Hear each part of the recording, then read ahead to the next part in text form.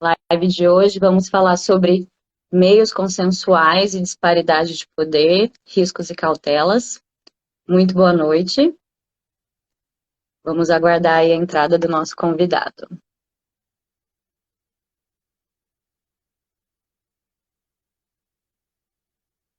André, quero te agradecer muito em nome da ESDM por ter aceito o nosso convite para estar aqui para falar sobre meios consensuais. Eu vou fazer uma breve apresentação sua. O André tem uma grande trajetória já nesse tema de estudo de meios consensuais. Ele é mestre e doutor em Direito Processual Civil pela Faculdade de Direito da Universidade de São Paulo. É professor de Direito Processual Civil, professor de Metodologia Jurídica também. É advogado, é mediador. Então, mais uma vez, muito obrigada pela participação. Eu, pessoalmente, estou muito feliz com a sua presença aqui. Eu que agradeço, Carolina. É um prazer imenso e uma honra poder conversar um pouco aqui com vocês, né? Falar um pouco desse tema que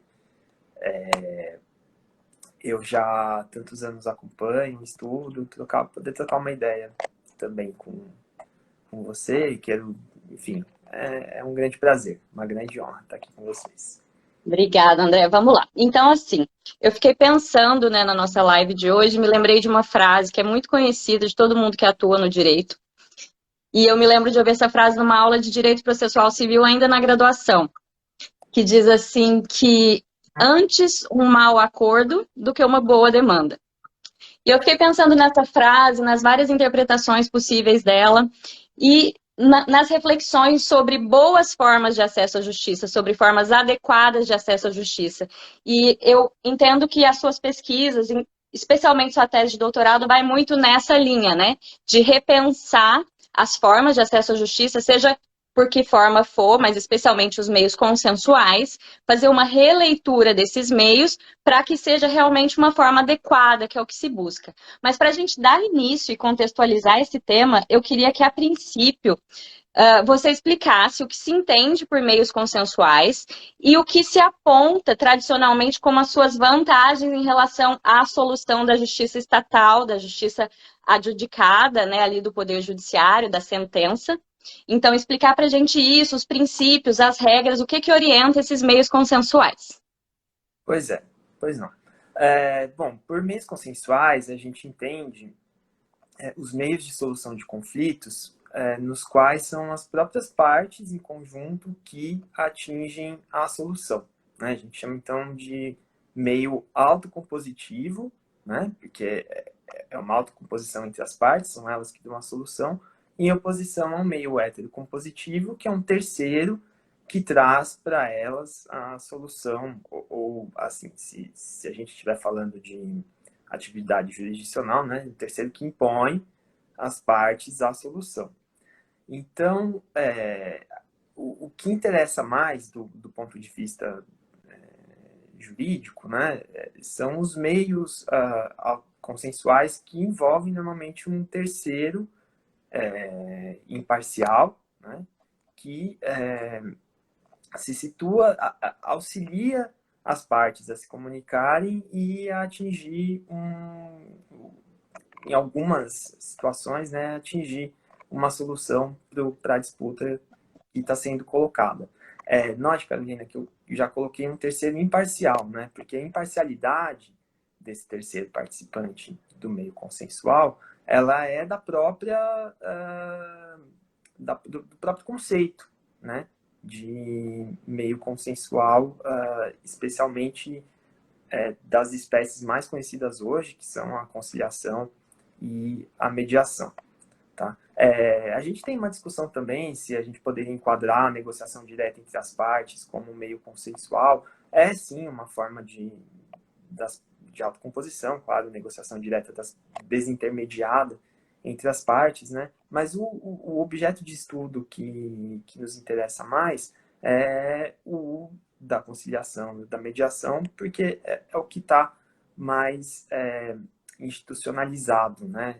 A nossa preocupação quando fala de meio consensual é com a institucionalização dele, a utilização dele dentro do sistema de justiça, porque a mediação e a conciliação elas podem ser utilizadas fora do sistema de justiça. É comum que você tenha mediação comunitária, que está bastante longe da composição oficial de conflitos, né? Mediação nas escolas, enfim, tem diversas manifestações desse mesmo instrumento, né? Mas o que mais nos preocupa aqui é quando a mediação vem para o sistema de justiça e ela é colocada como uma forma de se atingir a solução das disputas, né? E uma forma também de se promover uma solução justa, né? E aí a gente começa a entrar nessas questões. Naturalmente, né? Esse é um tema que já há mais de uma década está sendo colocado, mas perto do meio, enfim, perto da tradição de se demandar em juízo, né, ainda é uma situação relativamente nova, né? Tanto que o regramento dos meios consensuais ele vem sido construído na última década, praticamente, né? A gente tem um primeiro marco legal, que é a Resolução 125 do CNJ, em 2010, né? Que é uma resolução administrativa, não foi a lei que colocou, né? Não foi a lei produzida no nosso legislativo que colocou esses instrumentos, foi uma resolução administrativa do órgão de controle externo do judiciário, né? Que começou a disciplinar isso. E desde então você vem, antes o que você tinha era algumas manifestações episódicas, né?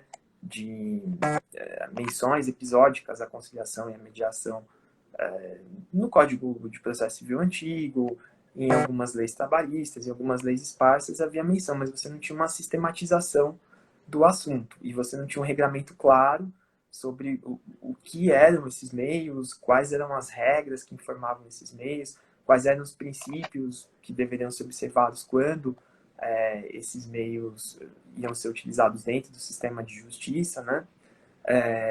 E isso, desde 2010, vem ganhando mais corpo, com o Código de Processo Civil de 2015, com a Lei de Mediação, a Lei 13.140, também de 2015. Então, é agora que tem ganhado uma oficialidade maior, né? E como todo novo instrumento, assim, ele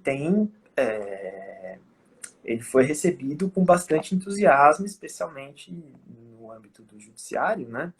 Porque, de fato, as promessas, né? Que eu vou só abrir aqui um parênteses. Quando eu falar de mediação ou conciliação, eu vou talvez utilizar mediação de uma forma mais genérica, porque o estudo da mediação aqui no Brasil, ele é bastante influenciado pela literatura norte-americana, né? Aqui a gente optou, né, já tinha uma tradição de se chamar de conciliação, né, aquela reunião consensual realizada perante o juiz, normalmente, né, mais tarde começou a ser introduzido o conciliador, e depois a mediação vem para dizer, olha, mediação é uma coisa mais de aproximação das partes, não é tanto de solução de litígio e tal, mas nos Estados Unidos se chama tudo de mediation, né? E aí você tem as diferentes espécies, né, de mediação que empregam técnicas diferentes conforme você quer priorizar mais o restabelecimento da comunicação ou conforme você quer priorizar mais o atingimento de um resultado concreto, de uma solução concreta. Então eu vou chamar tudo de mediação da mesma coisa para facilitar aqui, embora tanto a resolução do CNJ quanto o Código de Processo Civil optaram por diferenciar, tá? O que eu considero que é uma diferenciação mais relevante para que o judiciário em si separe um pouco os objetivos de cada meio consensual para se organizar. Mas na teoria e mesmo na principiologia eu não considero tão relevante e mesmo na crítica que a gente pode fazer, eu não considero tão relevante essa diferenciação. Mas voltando, então como todo instrumento novo, né, ele foi recebido com bastante entusiasmo E um entusiasmo até justificável, né? Porque existem experiências exitosas em algumas áreas do direito, se mostrou, né, um meio muito efetivo e até melhor do que a solução adjudicada, né, heterocompositiva, do que a sentença judicial para resolver conflitos. Por exemplo, no direito de família, em que é melhor que, em algumas situações, como estabelecimento de guarda, de regime de visitas, mesmo partilha, né, é importante que a solução seja construída pelas partes, porque elas têm mais condições de entender o que se passa entre elas do que um juiz que vai impor a decisão de fora, né? Então, o entusiasmo se justifica primeiro. É uma ideia muito boa, né? As próprias partes chegarem a uma solução por si mesmas traria uma adesão maior a essa solução, né? Uma tendência ao cumprimento do Espontâneo. acordo estabelecido, né? Uhum. Seria uma solução mais legítima, né? Porque foi dada pelas próprias partes, não foi imposta de fora, né? Uma solução mais célere, mais barata, né? Porque consome menos tempo do que um processo judicial, consome menos recursos financeiros do que um processo judicial, você não tem uma movimentação tão grande da máquina. Enfim, e a literatura nacional sobre o tema, ela é farta em apontar essas vantagens dos meios consensuais, da mediação. E o que eu comecei a me preocupar? Embora a gente reconheça, né, o valor do instrumento e o êxito, né, que ele pode ter chegado em diversas áreas, mesmo em demandas cíveis, você sabe que funciona muitas vezes, né?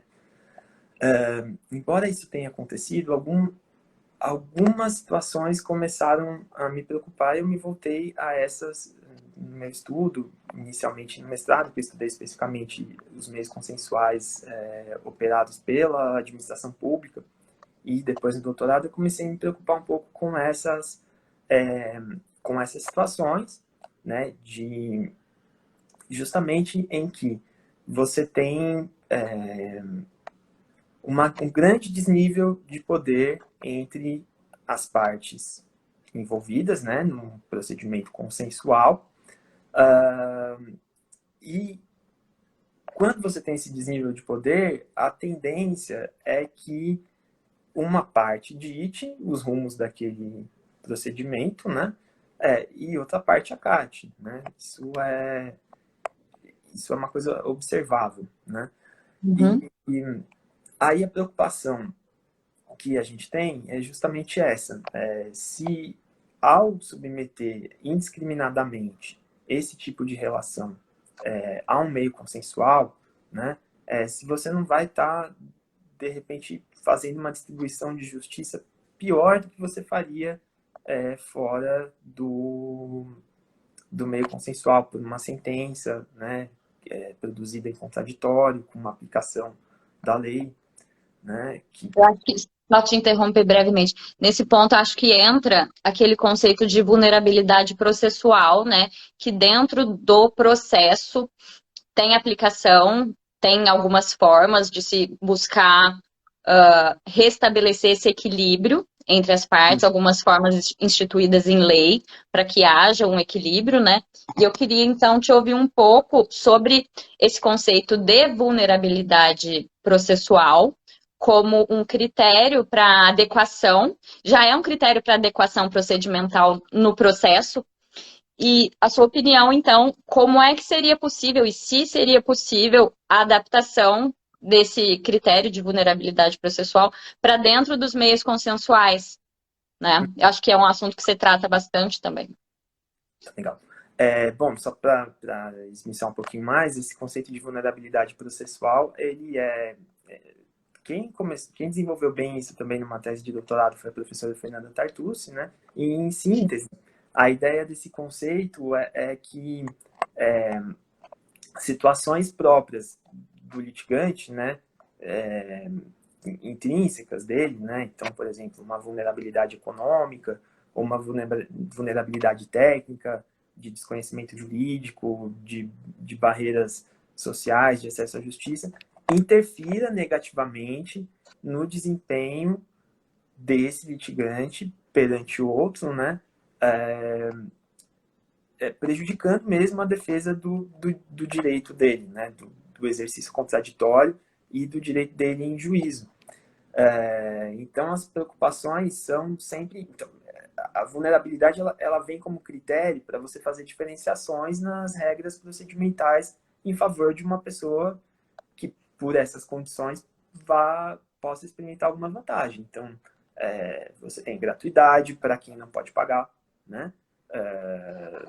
Você tem inversão do ônus da prova em favor do consumidor por conta de uma vulnerabilidade técnica, que ele não consiga se desincumbir, né, na hora de produzir as provas. Então, por isso você tem a inversão do ônus da prova. Enfim, aí hoje você tem até de forma mais ampla as cargas dinâmicas, né, do ônus da prova, que levam essa desigualdade em consideração não só no âmbito do consumidor, né, e no âmbito dos meios consensuais, essas situações elas tendem a ser um pouco amplificadas, né, porque a negociação que se trava, que está sendo intermediada por um terceiro imparcial, ela diz muito respeito às posições das quais as partes já partem, né? A facilidade ou não de comunicação de uma parte, a resiliência que uma parte tem a pressões financeiras, né? Então, uma parte que tem mais recursos financeiros, ela tende a poder se prolongar numa discussão, ao passo de que uma parte que tá negociando, por exemplo, uma renda alimentar, né, ela tem mais premência, né, mais uma suscetibilidade maior a ceder para conseguir as coisas mais rápido. Então, nós, todas essas situações que dentro de um processo de mediação podem comprometer o desempenho, a obtenção de um resultado melhor para uma parte em detrimento da outra, né?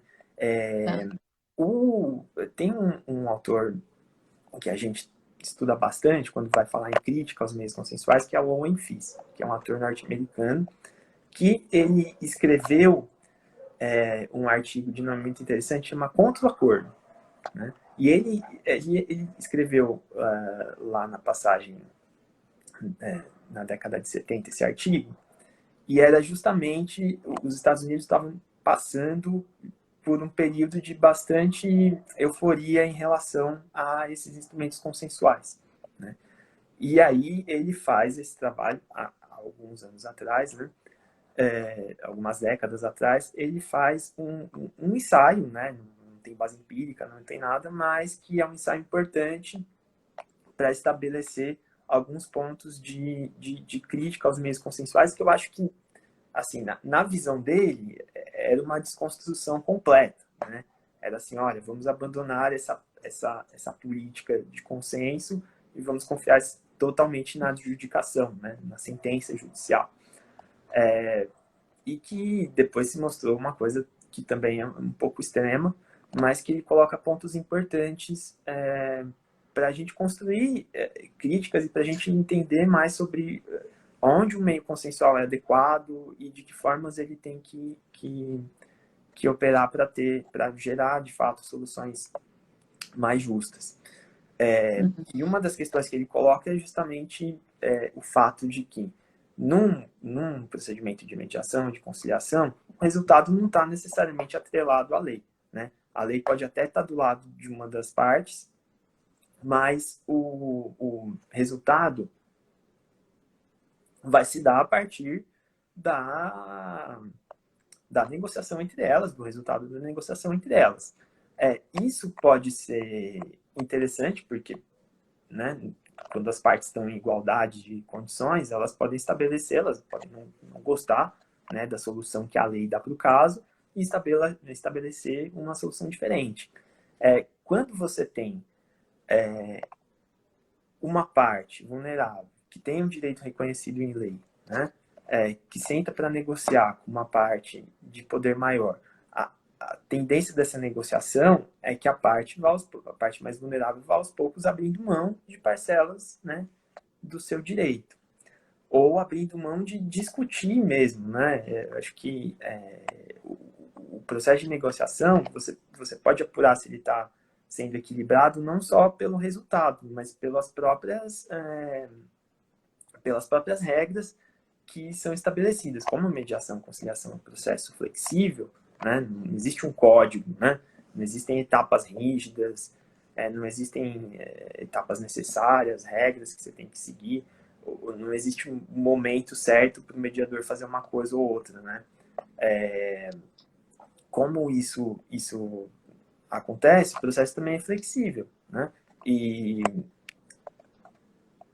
a parte com maior poder, ela tem também a vantagem de poder estabelecer regras mais favoráveis a ela na condução desse procedimento, né?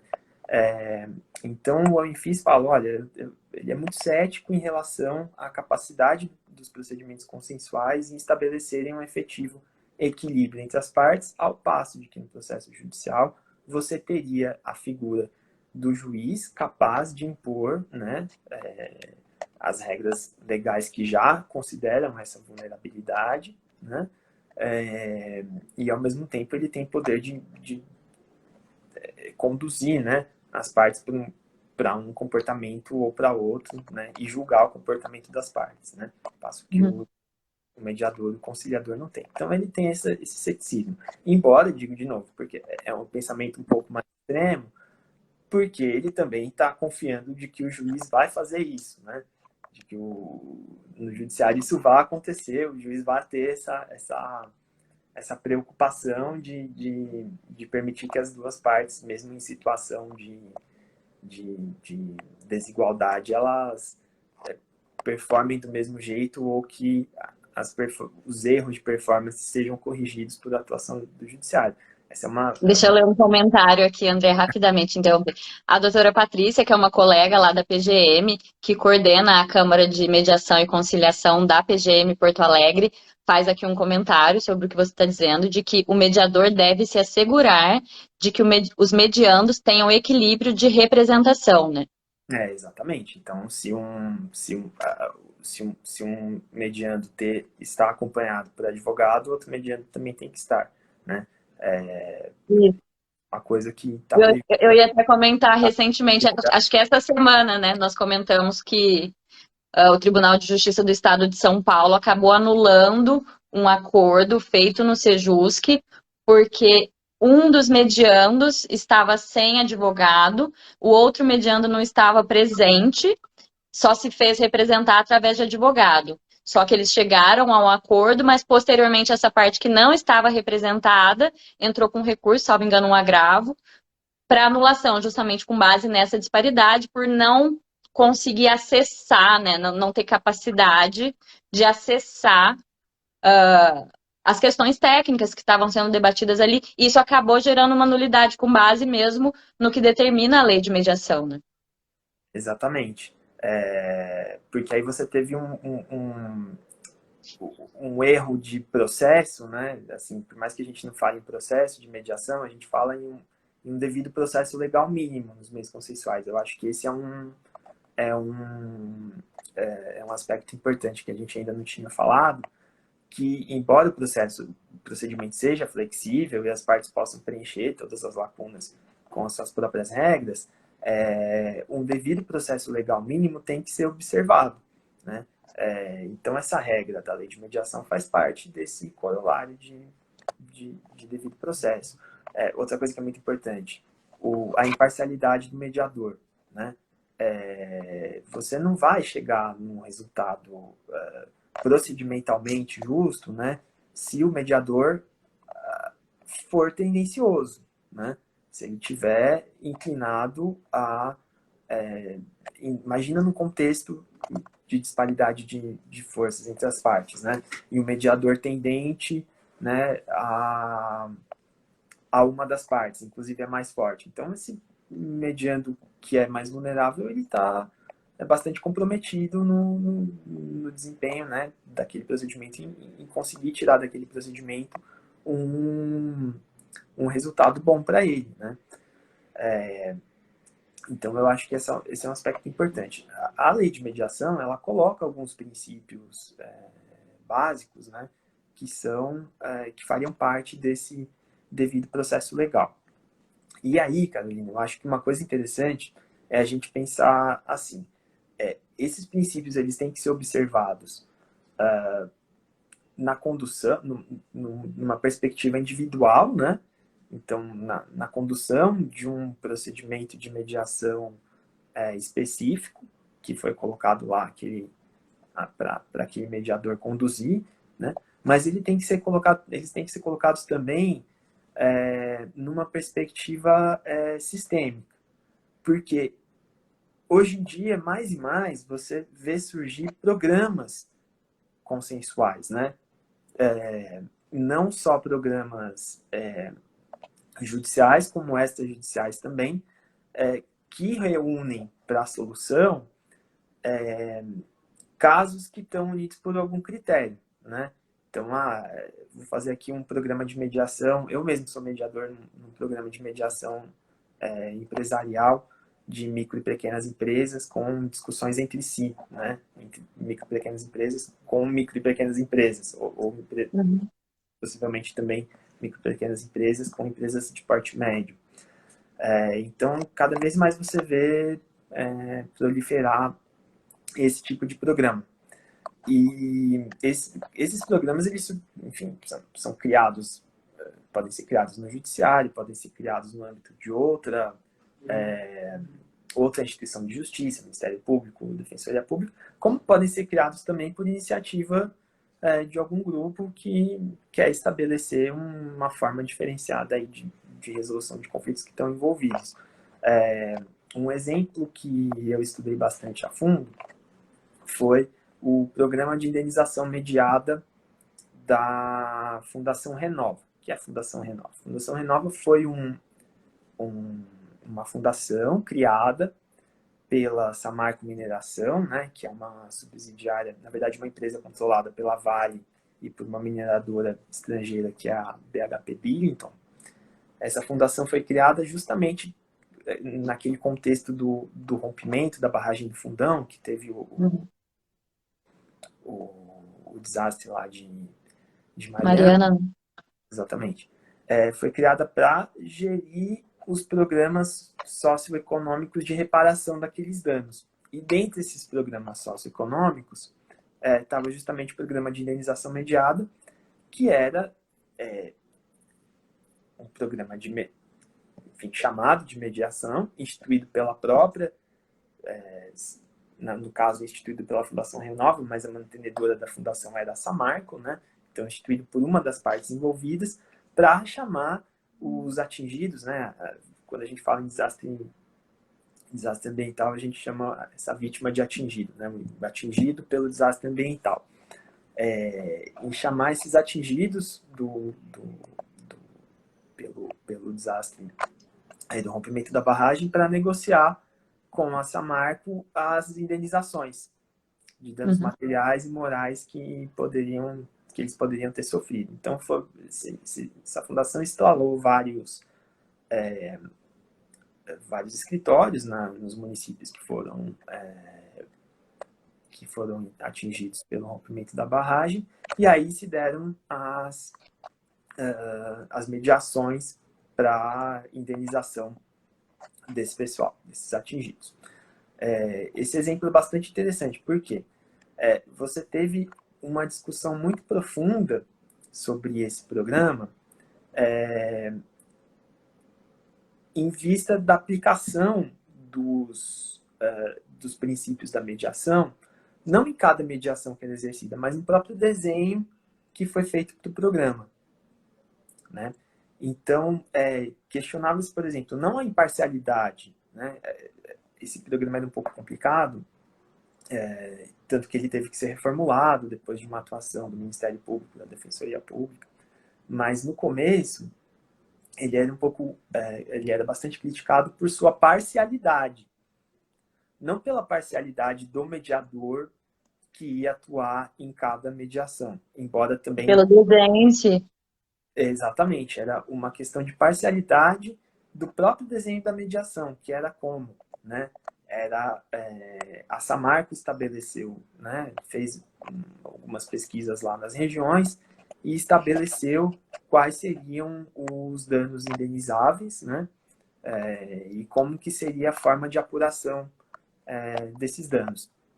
Então, para o atingido que chegava lá, ele não conseguia trazer os critérios dele, né, de indenização. Ele não conseguia influir naquilo que a Samarco já tinha previamente definido, né? Nesse sistema, né, que foi estabelecido, então a definição do que era dano e do valor, né, da quantificação desses danos, ela foi dada unicamente pela Samarco, né? Então, o próprio desenho já estabelecia uma posição,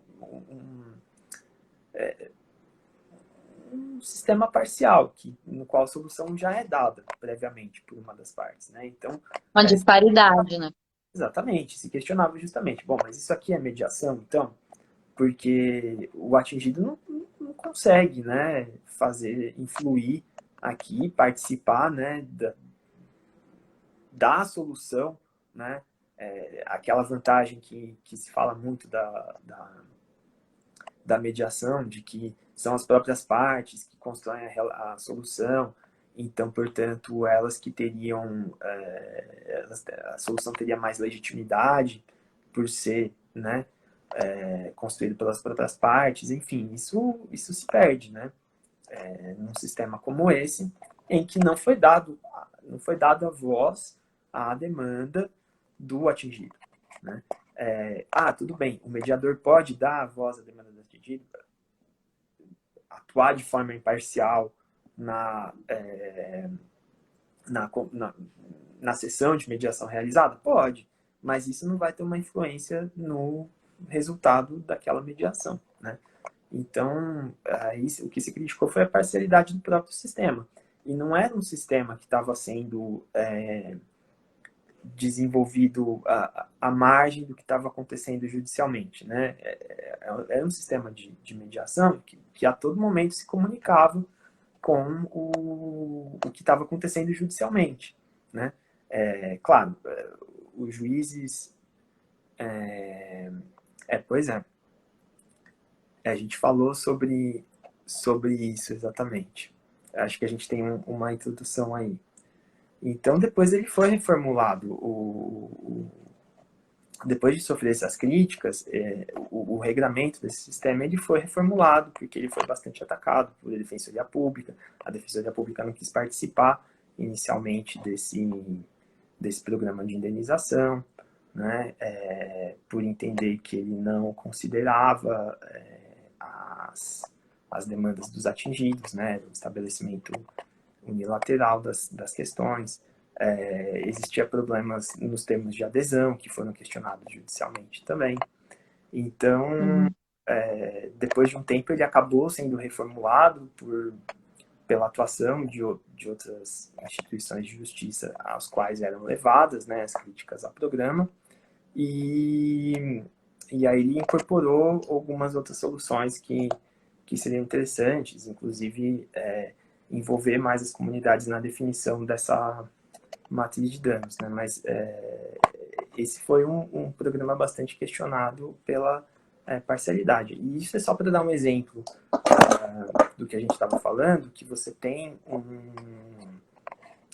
uma dimensão individual dos princípios da mediação e você tem uma dimensão sistêmica que você tem que considerar quando você vai desenhar um processo um programa de mediação, um programa consensual, enfim, de mediação ou de conciliação. Uhum. Você tocou num assunto que eu acho que é bastante importante para a administração pública, que é a relação que existe entre as decisões judiciais e os meios consensuais, né? Em que medida as decisões judiciais principalmente pensando em precedentes, pensando nessas decisões com eficácia expandida, como foi bastante intensificado no Código de Processo Civil de 2015, né, que você tem o IRDR, já tinha, né, os recursos especiais repetitivos, enfim. Em que medida é importante considerar isso para a aplicação dos meios consensuais, porque principalmente para a administração pública, esses parâmetros das decisões judiciais dão segurança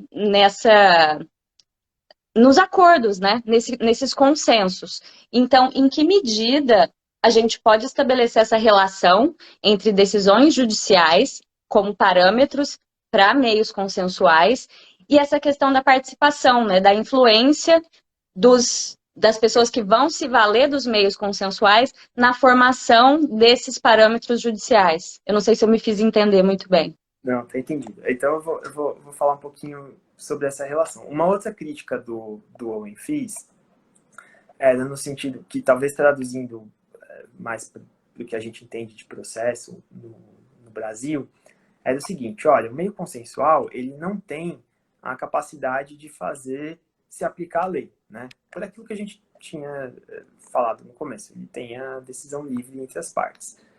Na medida em que ele não é capaz de fazer aplicar a lei, né, você ao mesmo tempo não tem a geração de balizas interpretativas, né? Que no Brasil é meio absurdo a gente colocar isso, porque existe uma judicialização muito grande, né? Mas quando você coloca determinada matéria, determinado tipo de conflito, isso é uma crítica que ele faz, para ser resolvido na via consensual e dificultado a submissão desse mesmo assunto ao judiciário, você acaba prejudicando a formação de precedentes a respeito disso. Então, aí depois essa literatura evoluiu um pouquinho, e aí você tem o Mark Gallanter falando, por exemplo, usando o termo vanishing trials. Então, são os julgamentos sobre assuntos que desaparecem, né? Então, que você não tem balizas interpretativas para soluções oficiais, né, que possam ser utilizadas como parâmetro para quem está negociando, né? Porque quem está negociando vai pensar o seguinte: olha, faz a seguinte conta. Eu tenho aqui, né, o que eu posso conseguir fora daqui, vale a pena eu me manter num procedimento consensual, vale a pena eu recorrer à justiça, né? E aí a utilização mais intensa tira essas balizas, e aí você fica realmente com mais dificuldade, principalmente a parte mais vulnerável fica com mais dificuldade em exercer um direito se ele não tem fatores externos pelos quais ele possa influir no convencimento da parte mais forte, né? Lá eles falam, por exemplo, aí só desviando um pouquinho, no âmbito penal, um problema que é relatado na literatura americana, por exemplo, é que lá você tem muitos acordos, né, que agora até me fugiu o nome em inglês do negócio, mas tem muitos acordos criminais, né, para que a pessoa não seja denunciada por determinado tipo penal, e tem tipos penais novos que nem existe uma jurisprudência consistente sobre aqueles tipos penais, porque são todos resolvidos por acordo. Então, o acusado, no caso, que seria a parte mais fraca, ela fica tendente a aceitar qualquer coisa, porque ela nem sabe como que vai ser interpretado esse tipo penal lá. Então, esse é um primeiro aspecto importante. Aqui no Brasil, é um pouco mais difícil você falar, porque você não só tem uma judicialização bastante intensa, não tem matéria que você não tenha precedente, né? Plea bargain. Obrigado, Luísa. É isso mesmo. Tem outras espécies de acordos criminais que eu não vou me recordar agora. Mas o fato de você ter jurisprudência forte, né? E agora, com o Código de 2015, precedentes fortes de aplicação obrigatória, isso com certeza influi na dinâmica das negociações que envolvam essas matérias, né? Tem um conceito de negociação que a gente fala que é aquilo que eu já disse um pouquinho, que é a alternativa, né? Você vai buscar,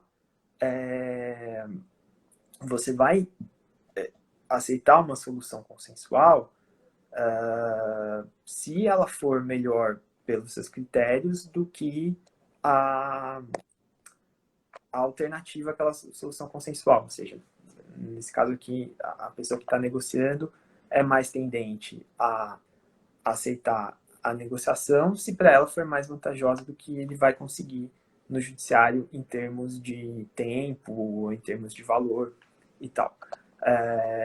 Então, quando você tem um precedente forte, né, um precedente obrigatório, no caso, você já está definindo quais são as alternativas das pessoas que estão negociando, né? Uma pessoa já sabe de antemão que vai perder a ação, então ela vai ter que conceder mais nessa negociação, e a outra sabe que vai ganhar, então ela já parte de uma posição, e aí já não tem mais a ver com a condição individual dela, mas com o que ela pode obter fora do procedimento consensual, né? Então ela tende a ter a sua posição mais fortalecida. Para a administração pública, esses precedentes obrigatórios funcionam muito bem. Assim, eu estudei administração pública e meios consensuais durante o meu mestrado, e uma grande questão, e isso já faz algum tempinho, né? Não é de agora, eu acho que as coisas já têm mudado, mas foi que eu fiz um estudo aqui na Procuradoria do município de São Paulo para entender quais eram as práticas consensuais que eles adotavam. E eram bastante restritas, e a razão pelas quais elas eram bastante restritas é falar assim, olha, minha margem, quando eu vou negociar com um particular, a minha margem é muito pequena de atuação. Eu preciso ter uma lei autorizadora, né? Eu não posso fazer um acordo que não respeite a lei ou que eu não esteja autorizado legalmente a celebrar. Então, era bastante... Esse foi o maior limitador, né, que os procuradores colocaram. E uma coisa que eles também salientaram é o seguinte, não, olha, quando a gente tem uma jurisprudência consolidada em determinado tema, ou quando agora eu tenho um precedente obrigatório, né, eu tenho um critério legal muito forte para não deixar determinada questão judicializar e fazer o acordo com base nesse precedente, né, ou com base nessa jurisprudência consolidada. Claro, aí tem, você procurador deve saber, tem as formas, tem os procedimentos internos para gerar essas orientações, né, do que pode, do que não pode fazer. Uhum. Mas, quando você tem jurisprudência consolidada e precedentes obrigatórios,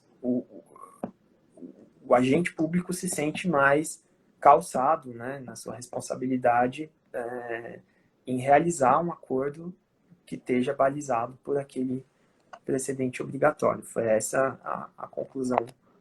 Desculpa. E sabe que aí entra uma questão que não é especificamente relacionada a consensuais, mas que tem sido e é muito importante para a advocacia pública, que é essa participação e influência na formação desses precedentes obrigatórios, né?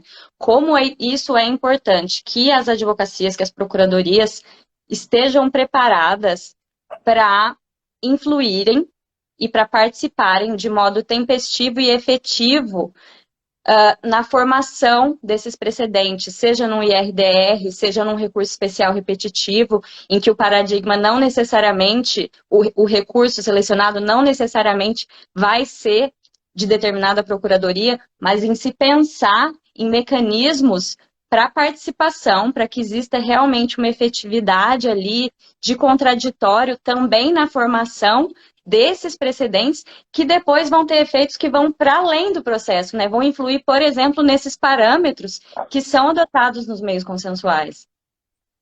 Eu acho que isso que você falou é bastante importante, né? Porque a formação de um precedente obrigatório ela vai atingir muita gente que não está participando da formação do precedente Do obrigatório. precedente.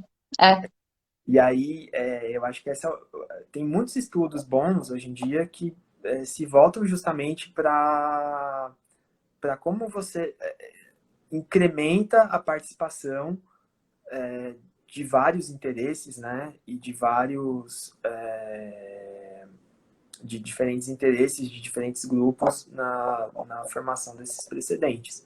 Então, participação em processo hoje é um tema que está muito em voga, assim, que é assim, onde está se buscando em parte porque se busca lá uma forma de legitimar mais o processo judicial, que passa aí por uma crise, às vezes, de legitimidade, de decisões contraditórias e de um pouco de autoritarismo na definição de, de determinados assuntos, né? Hoje você tem aí nos índices de percepção da justiça uma queda, né, na confiança no judiciário, aquela pesquisa da GV que é normalmente feita sobre o índice de confiança na justiça, você nota que a população vê muito sinal trocado, vê a justiça como uma coisa distante, né?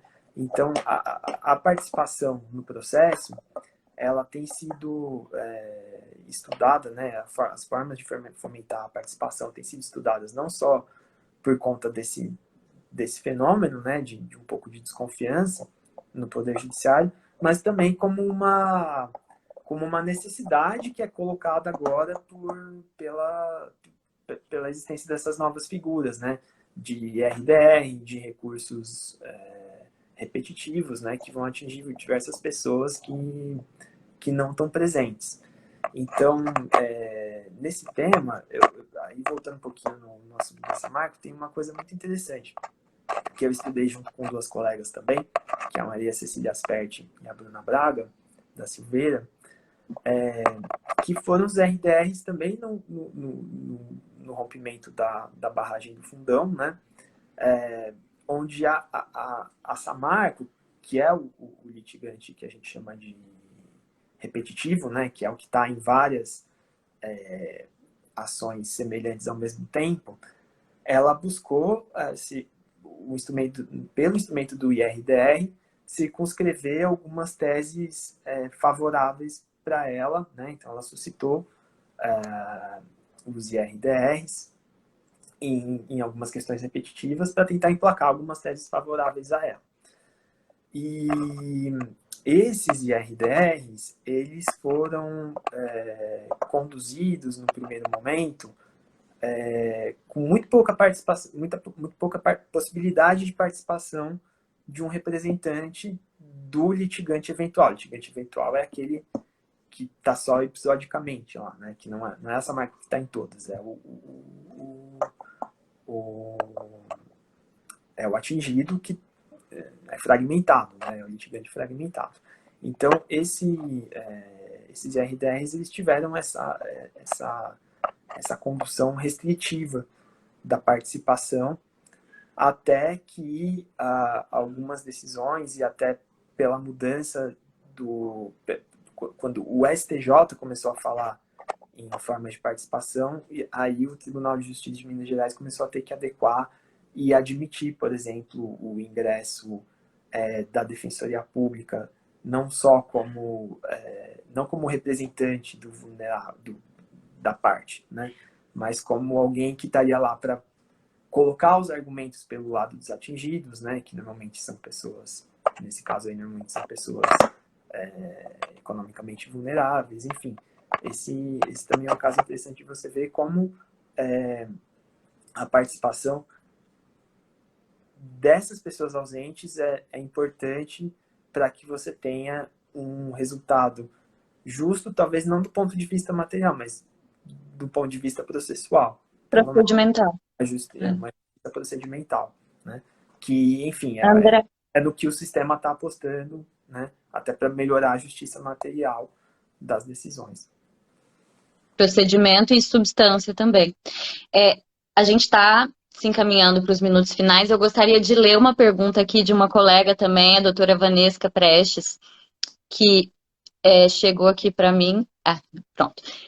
Quando se trata de direitos difusos, a doutora Vanesca é uma procuradora já aposentada ali da PARF, e ela trabalhou durante bastante tempo na Procuradoria de Regularização Fundiária, que é onde eu estou lotada atualmente. Ela te pergunta o seguinte, e também em outras áreas, ela se dedica muito ao estudo do direito urbanístico, ela é professora aqui no Sul, e ela pergunta o seguinte: quando se trata de direitos difusos, como você vê a possibilidade de mediação no modo desenvolvido no Brasil? Pois é, o desafio da mediação no âmbito dos direitos difusos é como você vai legitimar quem está na mesa, né? Isso, assim, não estou nem falando do ponto de vista legal. Do ponto de vista legal, a gente tem a lei de ação civil pública, que fala quem são os legitimados para ação civil pública, logo quem são os legitimados para o TAC, né? Que seria o documento consensual que você pode utilizar extrajudicialmente ou no âmbito de uma ação civil pública para defender interesses difusos. Então, mas a questão é a seguinte: como você vai legitimar e como você vai assegurar que a pessoa que está sentada à mesa é a pessoa mais adequada para representar aqueles interesses? E aí, consequentemente, conferir legitimidade ao acordo que vai ser atingido. Então, assim, esse é um assunto muito espinhoso e bastante complexo. Eu vou voltar só no caso do rompimento da barragem do Fundão, Tá. porque esse tema também foi muito tratado. Foi assim que rompeu a barragem do Fundão, foi feito um TAC entre os poderes executivos federal, estaduais e estaduais, se não me engano, acho que não tinha nenhum poder municipal envolvido, e a empresa poluidora, né, no caso a Samarco, que já de cara estabeleceu todos os programas de reparação de danos ambientais e socioeconômicos, né? De cara, aquilo foi homologado a toque de caixa, num agravo de instrumento contra uma cautelar, no setor de conciliação do TRF1, e o Ministério, de novo, as outras instituições de justiça, Ministério Público, Defensoria Pública, vieram questionar a legitimidade desse TAC e a própria legitimidade da União e dos estados para, sozinhos, tratarem de uma questão tão complexa. E aí isso acabou chegando no STJ, a homologação desse TAC foi anulada por falta de participação dos interessados. Considerou que não tinha ninguém lá representando as populações atingidas, né? Agora o ministro, se não me lembro, acho que era Nancy Andrighi. Então, acho que é isso, mas a gente pode confirmar depois. Não sei se tem algum material que vai para... que fica aí. A gente pode pôr nos comentários, talvez, depois. Eu não me lembro exatamente qual era o ministro. Mas isso aconteceu, essa homologação foi porque você entendeu que apesar de você ter negociado e estar formalmente ok, né? Porque os estados e a União eram legítimos, tinham pertinência temática e tal para fazer esse TAC não era legítimo porque não estava considerando todos os interesses envolvidos num caso tão multilateral como esse. Então, eu acho que o grande desafio é esse. Aí, o que foi estabelecido? Foi estabelecido um procedimento muito mais complexo e ramificado para depois foi feito um outro TAC, né, que é o TAC Governança, que aí sim começaram a participar municípios, participaram o Ministério Público, Defensoria, onde se estabelecia os procedimentos de reparação dos danos a partir das colocações de cada comunidade. Então se criou uma estrutura meio ramificada de você coletar as demandas aqui na ponta e de algum jeito chegar na Samarco e nos poderes públicos para a execução dessas medidas. Então, são coisas que ainda estão... Mas uma coisa é certeza, aí tentando responder a colega, que não é um tipo de mediação tradicional, né? Duas pessoas sentadas, mediadas por uma pessoa. Não, Sem dúvida. você tem outros... você tem um processo muito mais estruturante para fazer aí. Então, eu acho que não é a lei de mediação que vai... Não é só na lei de mediação que você vai pegar os subsídios para conduzir uma mediação como essa. E aí, de novo, eu acho que a gente tem que quem estiver envolvido no procedimento desse, buscando a defesa dos interesses difusos, tem que ampliar, na medida do possível, né, ao máximo, mas na medida do possível, a participação das pessoas que vão ser afetadas, seja por representação, seja por envolvimento de outras instituições, né, Uhum.